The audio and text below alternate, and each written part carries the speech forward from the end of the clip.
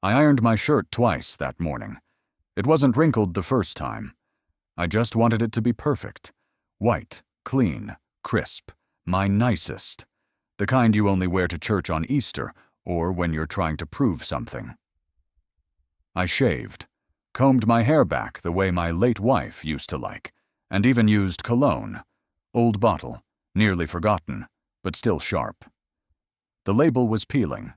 My son had called the night before, said he and his fiancée were having lunch with her parents.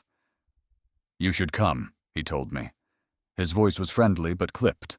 No warmth, just polite. He said the name of the place, some French bistro downtown. I laughed, told him I'd never heard of it. He didn't laugh with me. Before we dive into the action, let me know where you're watching from in the comments and hit subscribe. What happens next is something you won't believe. Still, I was hopeful. I hadn't seen him in months, not since Christmas, and even then it was rushed. Drop in, drop out. I figured maybe this was his way of reconnecting, of including me in this new chapter of his life. Maybe he wanted me to meet the in-laws. Maybe he wanted to say thank you. After all, I paid for his college. I covered his rent when he first moved out. I helped him buy his first car, even if it nearly cleared out my savings. The parking lot was already half full when I arrived. I was 30 minutes early, because that's what you do when something matters to you. I sat in my truck, watching couples in tailored jackets and leather heels walk past me like I didn't belong. I practiced smiling in the rearview mirror, told myself not to mention the garage I was rebuilding or the fact that I still use coupons. He hates when I talk about working-class stuff. When I walked in, the maitre d' gave me that once-over look, half confusion, half judgment. I gave him my son's name, and he scanned the room. "Ah, yes, they're over there," he said, pointing. I followed his finger and saw them at a big round table. My son, his fiancée, her parents, all dressed like they were headed to a gala. He didn't see me. Or maybe he did, and just didn't react. I waved once, small, just to catch his attention. He turned back to the table, laughed at something her father said. I stood there like an extra on a movie set, unsure if I'd missed a line. The maitre d' cleared his throat gently behind me. "Would you like to be seated?" he asked. I nodded, unsure of what else to do.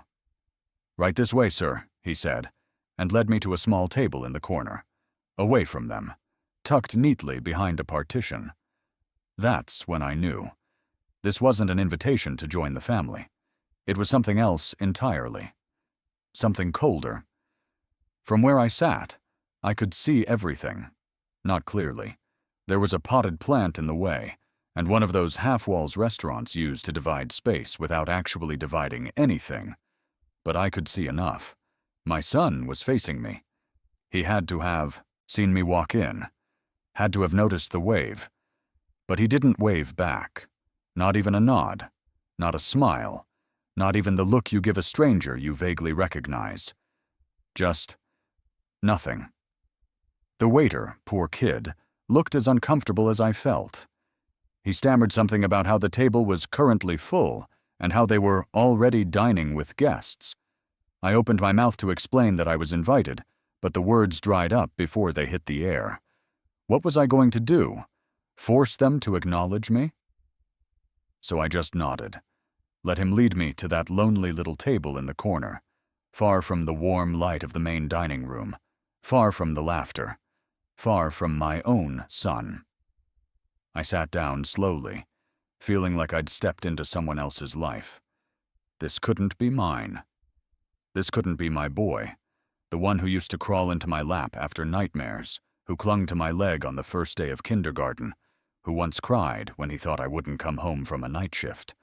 That boy would never pretend not to see me. I tried not to stare, but I couldn't help it. Her father, some corporate type, from the look of his tailored suit, was talking with wide hand gestures, the kind men use when they've never had to do real work with them. My son laughed, leaned in, like he couldn't get enough of the man's stories. Every now and then, he'd glance at her mother, nod politely, sip his wine. He looked polished, comfortable, like he belonged, like they were the family now. At one point, her father clapped him on the back. My son smiled, the same smile he used to save for me. And I realized something gutting in that moment. He wasn't just introducing me to a new part of his life, he was replacing me in it. This wasn't a lunch. It was a ceremony, a quiet coronation. One man out, another one in. I fiddled with my napkin, pretending to read the menu. The waiter returned and offered water. I asked for coffee instead. Black. He nodded and left quickly, probably relieved to have something to do other than witness a father being uninvited in real time. I could have stood up, walked out, made a scene even. But I didn't. I sat there, back straight, eyes forward, stomach tight. I watched as my seat at the table, my place as a father, got filled by another man with shinier shoes and smoother stories, and I said nothing. Because what do you say when your own son chooses someone else to call Dad? He was standing outside near the valet stand, scrolling through his phone like nothing had happened. The late afternoon sun hit his hair just right, same shade his mother had, same stubborn cowlick too. For a moment, I almost forgot the weight in my chest. I walked up slowly, not with anger, just with questions that needed a place to land. "Why didn't you let me sit with you?" I asked, quiet but steady. He glanced up, caught off guard. His eyes flickered with something, guilt maybe, but it disappeared just as fast. He rubbed the back of his neck and looked away. "It's not that kind of crowd, Dad," he said, voice low. "You don't really fit in." I blinked. Thought I misheard. Thought maybe he meant something else. Anything else. But then he turned slightly, leaned closer, and whispered it like a secret too ugly to say out loud. "You're not rich enough to sit with us." The world didn't end. The ground didn't crack open. People around us kept laughing. Cars pulled up. Valet boys jogged back and forth with keys jingling. But something in me broke. Quiet and deep. Like the sound of a tree splitting in the middle of a forest with no one around to hear it. I stared at him. My son. My blood. The boy I used to carry on my shoulders through county fairs. The one I stayed up with when he had fevers. The one I taught to ride a bike, drive a stick shift, patch drywall. Not rich enough? I remembered the second mortgage I took out so he could finish grad school. The nights I skipped meals so he wouldn't have to skip books. I thought of the years I worked double shifts so he could sleep in on weekends. And here he was, measuring me in dollars and decimals. I swallowed hard. "You used to sit in my lap, son," I said, "when we only had one space heater and shared soup for dinner." He didn't respond, just kept looking at the street like he was waiting for someone to rescue him from the moment. I nodded, mostly to myself, not in anger, not even sadness, really. It was something worse, recognition. He wasn't my boy anymore, not the boy I raised, not the one who hugged me tighter than anyone else could. No, that boy was gone. And the man in front of me? A stranger with my last name. The hum of the highway was the only thing keeping me company. It was the kind of silence that didn't ask for music, just road and memory. I kept both hands on the wheel, knuckles white, not from anger, just to hold something. Anything. The turnpike lights blurred past me like ghosts, each one flickering across the windshield like a slideshow of things I used to believe. Birthday parties with cake I could barely afford, the way he'd grin with frosting on his nose. Halloween costumes I stitched by hand because the store-bought ones were too expensive. He once went as a dragon made out of duct tape and green pajamas. Said it was his favorite. I remembered the night he failed his math exam in 7th grade. He came home crying, afraid to disappoint me. I didn't yell. I sat beside him and we worked through equations until the sun came up. He passed the retest. I never let him forget how proud I was. I remembered every game, every scraped knee, every science fair project I stayed up late helping him finish. I even remembered the smell of the glue gun and poster board. All of it. And now, none of it mattered. Not enough for a seat at his table. I stared straight ahead, mouth tight, jaw clenched just enough to keep the words inside. I wasn't going to cry. Not for this. Tears were for when you lost something you loved. But what do you do when something you loved loses you? Somewhere between exit signs and empty fields, it hit me. This wasn't about money. It never was. It was about value. What was I worth now, in his eyes? Not a seat, not a glance, not even a wave. I didn't scream, didn't hit the dashboard. I just went still. The kind of stillness that comes before a storm, before the ground shifts, the kind that makes you dangerous, not because you're angry, but because you've finally had enough. And maybe, just maybe, that was the moment I stopped trying to be part of his world and started thinking about building one of my own. I couldn't sleep that night. My body was tired, old bones and a full day of swallowing disappointment, but my mind was wide awake, rummaging through every year I'd spent being his father, like it was a stack of old boxes in the attic. I didn't go looking for blame. I wasn't trying to make him the villain. I just needed to understand. So I started taking inventory, not of what I'd lost, but of what I gave. I remembered selling my '86 Chevy. Cherry red, still ran fine. It was the only thing I had left that reminded me of being young and reckless. But he had a college interview, and he needed a suit, a good one. I told him it was just sitting around collecting dust. Truth was, I used to sit in that truck every Sunday morning with the paper and a thermos of coffee. It was my sanctuary. I sold it for $800 and bought him a charcoal gray blazer and a pair of polished black shoes. He got the internship. I remembered the tuition. 4 years at a private school that charged more than what I made in a year. No scholarships, no help from her side of the family. Just me, a second job, and the savings his mother left behind. I never told him that last part. He thought it was some college fund we'd set up. It wasn't. It was her funeral money, the nest egg she wanted me to live on. I used it to help him fly, and fly he did. New city, high-rise apartment, designer watches I didn't recognize when he wore them at Christmas. I used to tell myself he earned it all, that he deserved it, that I was just the launching pad, that fathers don't ask for credit, they just give, quietly, endlessly. But now I wondered if I'd done too good a job fading into the background. I started listing it out in my head like a resume, not for a job, but for proof I existed in his story. Name: Dad, occupation, provider, backup plan, invisible man, accomplishments, never missed a school play, caught every baseball game, took the night shift so he'd have lunch money, let him take the last piece of chicken, let him believe it just wasn't my favorite. I kept thinking, did I make it too easy? Too soft? Did I shelter him so well that he never had to see what sacrifice looks like? Or worse, did I teach him that it didn't matter?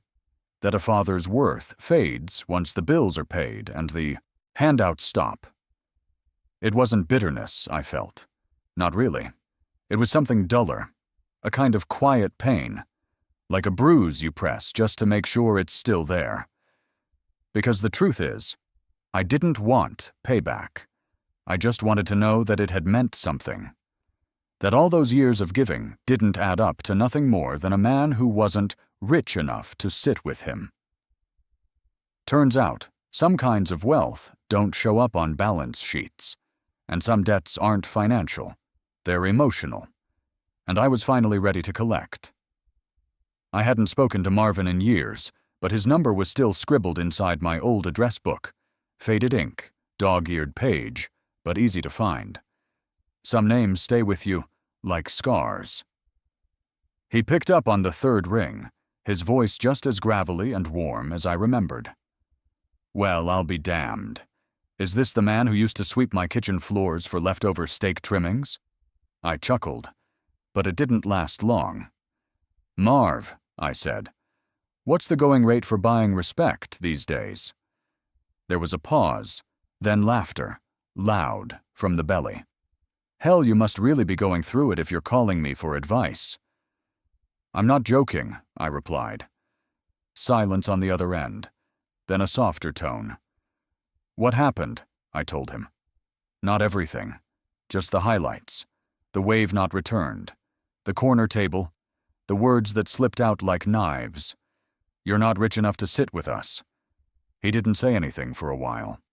Then, in that dry, careful way of his, he said, Respect isn't bought, brother. That's not how it works. Doesn't feel like that lately, I muttered. He grunted. True. The world's got its head stuck so far up its wallet, it can't see dignity anymore. But you want to know something funny? What's that? Sometimes, you can buy the building they serve it in. I blinked. Come again. He let the words hang. Let me sit with them. That restaurant, he said. You said it was some fancy place? The one your son practically worships. Yeah. Then maybe you don't need to sit at his table. Maybe you need to own the damn table.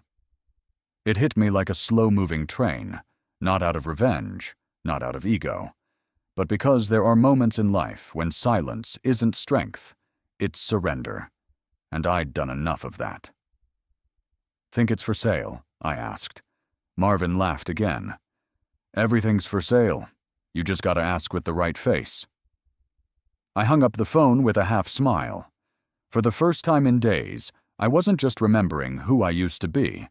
I was starting to feel like I could be him again.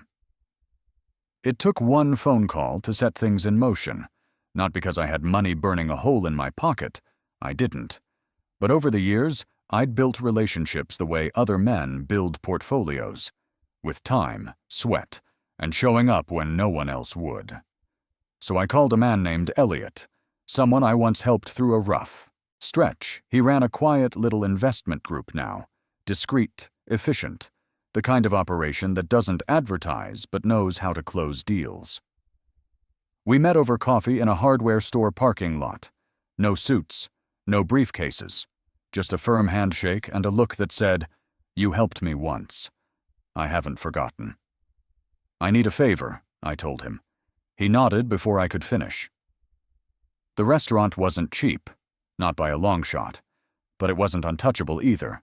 Turned out the owners had been looking for a graceful exit. They'd grown tired of the day-to-day and were planning a move to the coast. Elliot's team moved like shadows, quiet and clean. My name wasn't on any public paperwork. I didn't want it to be. 2 weeks later, the papers were signed. Just like that, the place my son bragged about, the temple of taste and status he worshipped at, now belonged to me. And I didn't do a damn thing to change it, didn't redecorate, didn't fire the staff. In fact, I gave everyone a raise, quietly, anonymously, through the holding company. The maitre d', the same one who led me to that corner table, still greets guests at the door. The waitstaff still pours the same overpriced wine. The same crystal chandeliers hang from the ceiling, catching light like diamonds. I didn't buy it to make a statement.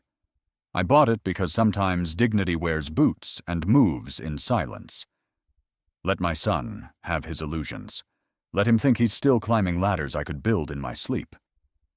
This wasn't revenge, not yet. This was clarity.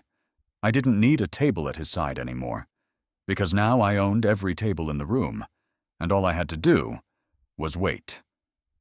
My first day as owner, I walked in through the back, wore jeans and a plain jacket. Nobody looked twice. Just another delivery guy, probably. That's how I liked it. I sat down with the manager in the tiny office tucked between the wine cellar and the staff locker room. Nice guy, smart, careful, always watching the numbers. He was nervous at first, thought I might be sweeping in to clean house. I told him no one was losing their job. In fact, I wanted to keep everything exactly as it was, with one small change. "From now on," I said, "family always sits together." He blinked. "Sorry, sir?" "If someone comes in and says they're meeting family, they sit with them. No partitions, no corner tables. Doesn't matter what they look like or what they're wearing. If they're blood, they eat together." He nodded slowly, like he wasn't sure if it was a test. Then I added, "Also, treat every guest like they own the place. I don't care if they walk in with a Rolex or a pair of worn-out boots. They get respect. Period." He smiled then, like something in him relaxed. Over the next few weeks, small things started to shift. The servers noticed. Tips got better. Regulars lingered longer. We added a new dish, simple, hearty, a recipe Marvin gave me, and priced it low, just enough to cover costs. Folks started coming in, not just to impress, but to connect. No press release, no grand opening under new ownership, just small, quiet shifts in how people were treated. And I watched it all from the shadows. Every Friday, my son came in. Same routine, same corner booth, same smug expression. He still thought of it as his place, his image booster. Brought new clients, new friends, always dressed to impress. He never looked at the staff, never noticed how they smiled wider, how the place felt different. And I didn't correct him, didn't claim my title, didn't need to. Let him preen, let him sip wine and brag about exclusivity. He didn't know that exclusivity had been replaced with community. That quiet dignity now ruled the floor. That the man behind the curtain wasn't some Wall Street mogul, but the father he once left outside. No bait, no confrontation, just a slow, deliberate setting of the stage. Because sometimes you don't need to pull the rug out from under someone. You just need to wait until they dance on it with muddy shoes. It was a Tuesday when he called. His name flashed on my phone like it hadn't in months. I let it ring twice before picking up. "Hey, Dad," he said too casually. "Just wanted to let you know we're having the engagement dinner this weekend. Her folks are in town again." I waited. "It's at that same restaurant," he added, then quickly followed with, "You don't have to come. Just figured I should let you know." You don't have to come. That was his way of handing me an invitation without a seat. I told him I'd think about it.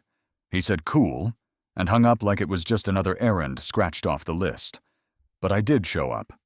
I wore a navy blazer, pressed shirt, boots polished to a dull shine. Nothing flashy, nothing loud, just enough to be seen, but only if you were looking.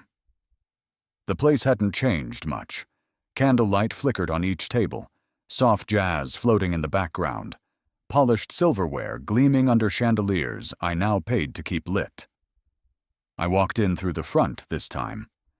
The hostess greeted me, her eyes lighting up for a fraction of a second before she caught herself. She gave me a small nod, respectful, warm, but discreet. She knew the role I was still playing. I didn't ask to be seated, just walked to the bar and took a stool near the end, facing the room like a man content with his own company. And there he was. My son, sitting at the largest table in the center of the room, her family on one side, his friends on the other. His fiancée glowed in a soft gold dress, laughing at something her father had said. Champagne glasses clinked, phones snapped photos, voices danced in circles. He was at the center of it all, grinning, confident, basking in their admiration. He still didn't know. Didn't know the wine he was drinking came from a vendor I'd personally renegotiated with. Didn't know the playlist had been changed last week because I thought the old one felt too sterile. Didn't know that every staff member who passed by me gave the faintest nod of respect, like soldiers to a general in plain clothes. But they knew. And that was enough. The bartender approached quietly, placed a glass of whiskey in front of me. "Compliments of the kitchen, sir," he said. I nodded once. I could feel the eyes, subtle and scattered. A few waiters paused before approaching his table. They looked to me first. I didn't say a word, just watched. It wasn't about revenge. Not yet. It was about being present, about choosing to be in the room he once thought I didn't belong in, about watching patiently as the stage he built with other people's approval slowly rotated, without him noticing that the spotlight was no longer his. I sipped my drink and waited. The curtain hadn't risen yet, but the air was thick with it. It started like any other dinner toast, one of those puffed-up moments where people who like the sound of their own voice raise a glass a little too high, a little too often. Her father stood up, tugged at the cuffs of his sleeve, and cleared his throat dramatically. "To family," he said, drawing out the word like he was auditioning for a role. "To new beginnings, and to finally bringing a bit of refinement to our family tree." Laughter followed, polite and restrained. He looked around the table, eyes twinkling, drunk on compliments and champagne. Then came the line. "I mean, really, who would have thought we'd all be here, dining at a place like this? Don't usually see folks from the countryside making reservations at this level." He chuckled, looking directly at the waiter pouring him wine. No offense. The waiter didn't flinch. He was a good kid, sharp, respectful, the kind who listens more than he speaks. He finished pouring, set the bottle down gently, and leaned in just enough for the table to hear, just enough to shatter the air. "Actually, sir," he said, voice smooth and steady, "the gentleman at the bar. He owns this place." The words floated for a second, soft as a feather, and hit like a brick. I didn't look over right away, just brought my glass to my lips, eyes steady on the shelves behind the bar. But I could feel the heat, the freeze, the clattering shift of silverware against porcelain. Her father's smile faltered. My son's fiancée stopped mid-chew, fork suspended in the air like it forgot what it was supposed to do. And my son paled, visibly, like someone had flipped on the lights during a performance he hadn't finished rehearsing. I finally turned my head, locked eyes with him for just a second, long enough to watch a lifetime of assumptions flicker behind his eyes. Then I smiled, not smug, not spiteful, just enough to say, "I see you now, and you finally see me." I tipped my glass slightly in their direction, then turned back to the bar. Behind me, silence wrapped the table like plastic. No more jokes, no more toasts, just the sound of forks quietly returning to plates, and a room that suddenly remembered who had paid for the roof above them. No one approached me. No apologies. No scrambling explanations. They knew. That moment wasn't loud. It didn't need to be, because sometimes the most powerful thing you can do is stay seated and let them sit with the shame. I gave it a few minutes, let the silence soak into their linen tablecloths and expensive cutlery. Let the moment breathe, uncomfortable, unblinking. Then I stood up, slow and deliberate, left my half-empty glass on the bar, and walked toward their table. All eyes followed me, though most pretended not to. My son looked up as I approached. His face, normally so composed, twitched, just slightly, a hint of panic behind the polish. I stopped beside him, not looming, not posturing, just standing. We were eye to eye for the first time in a long time. "I remember what you said," I began, quiet enough that only he could hear. "You told me I wasn't rich enough to sit with you." He opened his mouth like he might explain, or deflect, or run. But I didn't give him the chance. I leaned in, just a little closer. "But maybe," I said, "now you're humble enough to sit with me." I didn't wait for applause, didn't scan the table for reactions, just turned, pointed to the empty stool beside mine at the bar. One seat, no spotlight, no toasts, no father-in-law grinning for the cameras. Just a man, offering his son a place beside him. Quiet, real, earned. He looked at the stool, looked at me, said nothing, not a word. Because in that moment, what could he say?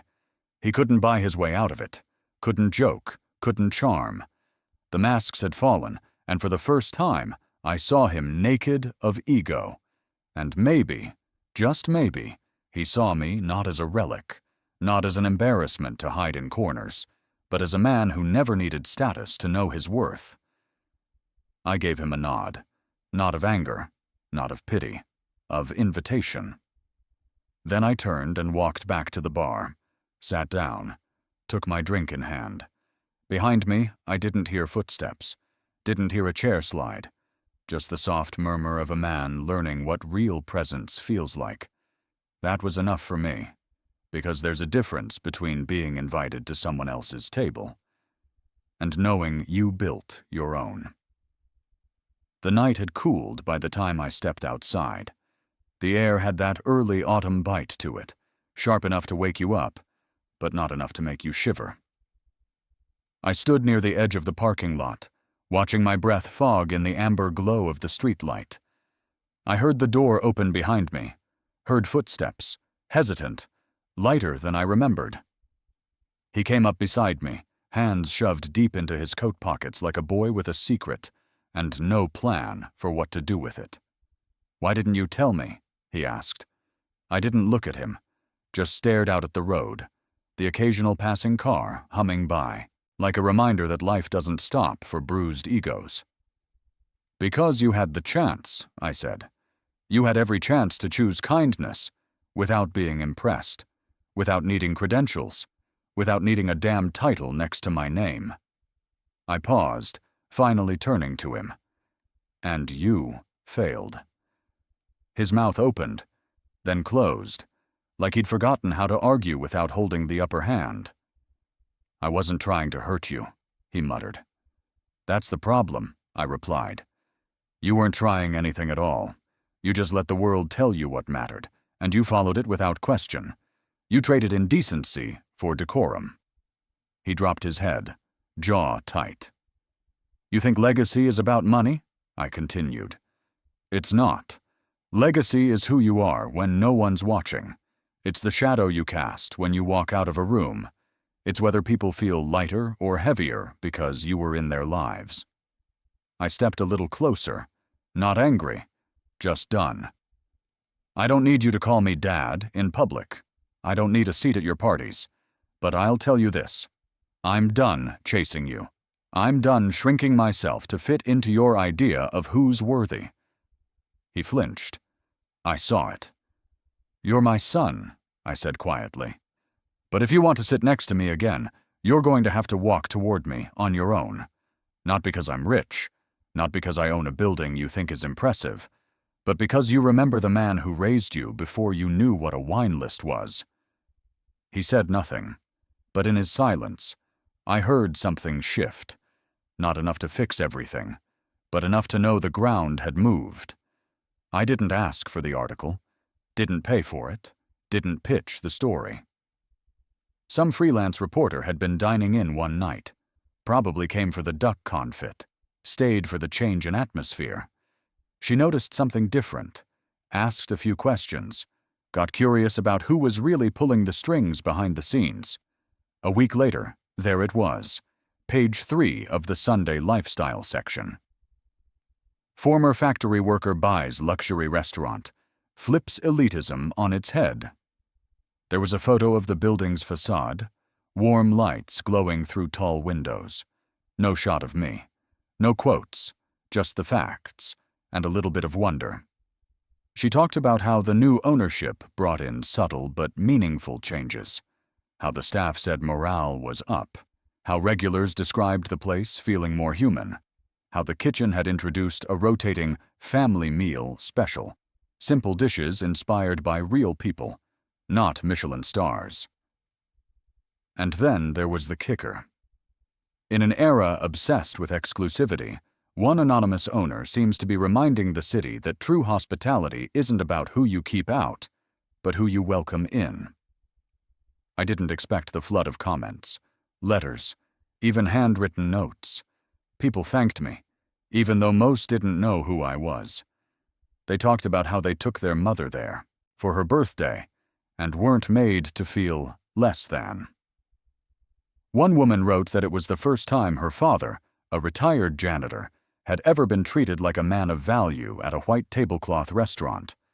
Business boomed, not in the flashy influencer-filled way it used to, but steady, honest, the kind of crowd that lingers, that makes memories, that tips well because they want to. And me? I stayed quiet. No interviews, no ownership announcement. Just let the story do what it needed to do, because I didn't need applause. I didn't need my name in gold leaf above the door. The respect came from strangers now, not because I demanded it, but because I had shown it first. Funny thing is, for all the years I tried to prove myself to the people closest to me, it was strangers who reminded me what I already was. Not invisible, not forgotten, just seen. Exactly as I am. It started with missed reservations. No more Friday nights, no more loud laughter from the corner booth, no more champagne toasts drifting through the air like perfume. At first, I thought maybe they were just busy, a trip, a delay. But then a server mentioned, quietly, respectfully, that the engagement was off. The fiancé had come in once after the fallout, alone, left before dessert. My son never came back. He didn't call, didn't write, just vanished from the space he used to claim so confidently. And the chair, the one at that corner table, the one he always sat in like a throne, that chair stayed empty. Every night. The host staff started offering it to walk-ins. I told them not to, told them to let it sit, just for a while. They didn't question it. There was something about that chair now. It carried weight. Some nights I'd sit at the bar, like I always did, and glance toward it. Not with pain, not with anger, just a kind of recognition, a quiet acknowledgement of what used to be, and what it cost. Funny how silence fills a room more than sound ever could. That chair said everything. It said, "This is what happens when pride speaks louder than love." It said, "This seat was offered once, and refused." And most of all it said, "Some lessons don't come with a second chance." I didn't hate him, not even close. But I no longer chased his shadow either. Because sometimes the most powerful message you can send isn't punishment, it's patience, letting the space stay open, but not begging someone to fill it. I had other guests now, familiar faces, new ones, families laughing, strangers clinking glasses. The restaurant had become a place of warmth, of welcome. But that chair remained a monument, not to loss, but to truth, and the echo it left behind was louder than anything I could have said. He came in just after 7, sat near the back, by the window, pulling his coat tight like it might hide how worn it was. Frayed cuffs, loose buttons, a tear along the hem. Didn't order right away, just nursed a glass of water, eyes scanning the room, like he wasn't sure he belonged. I knew that look. I'd worn it once. The staff moved gently around him. No rush, no judgment. They'd learned.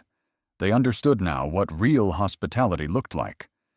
Still, he kept glancing at the door, like someone might tap him on the shoulder and ask him to leave. I stood up from my usual seat at the bar and walked over. "Mind if I join you?" I asked. His eyes widened. Sure, of course." We talked. Nothing fancy, just small things. He was a mechanic once, until the shop shut down. Said he was between things now, trying to find work, trying to stay afloat. Didn't say it like a sob story. Said it plain, like a man who's used to surviving. He reminded me of me. Not in how he looked, but in how he held himself. Shoulders slightly curled inward, voice soft, like life had made him careful.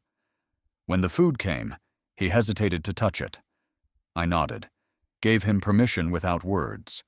We ate together. Not because I felt sorry for him, because I respected him, because I saw him. When he got up to leave, he reached for his wallet. "Already taken care of," I said before he could say a word. His mouth opened, then closed again. His eyes misted, not from the free meal, but from being treated like a man with worth. He shook my hand hard, like he needed me to know it meant something. And when he walked out, back into the night, I didn't feel pity. I felt peace. That's the table I chose, not the one built on status or pretense, the one where kindness still mattered, where dignity didn't need to be bought, it just needed to be shared. Funny how things settle when you stop trying to hold them in place. I used to think I lost my son that day.